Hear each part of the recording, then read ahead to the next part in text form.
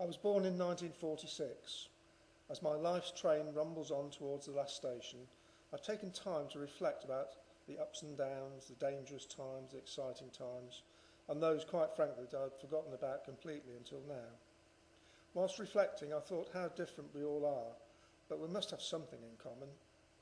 They say that only VAT and death are certain, but I can think of one more thing. The certificate. With the exception of a few years between the age of 2 and 5, I can honestly say that I've had numerous certificates every year.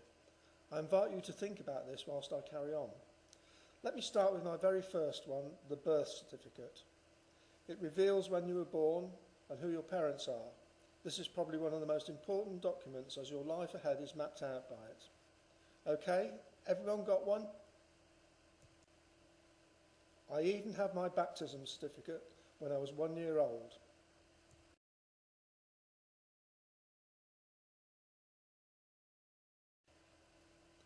I was flabbergasted to find 2 certificates for swimming 10 and 25 yards, as well as jumping into 2 foot 6 of water. How many of you are in the Cubs, Brownies, Scouts or Girl Guides? Here we are with certificates for badges, and I'm proud to announce that I got my Leaping Wolf badge. If only I could remember what that was all about.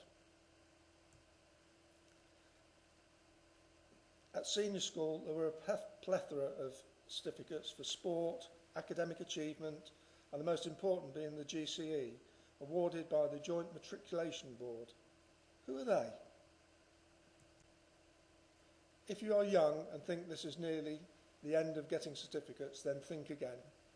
My first job was in the Merchant Navy. What did I need? A sight test certificate, of course, and a vaccination certificate. When I left, I had to have a discharge certificate. Moving on to an office job, what does every good office need? A chair, a desk, a computer? No, a first aider. That will be me again with my St John's ambulance certificate, allowing me to stick on a plaster and kiss the resuscitation doll. So what do you usually do in your 20s? In the 1960s, you got married, and yes, you've guessed it, a marriage certificate. Eventually a child, and yes, another birth certificate. I served in the police for nearly 30 years, ending up with a long service and good conduct medal. If that wasn't enough, oh no, another certificate to go with it.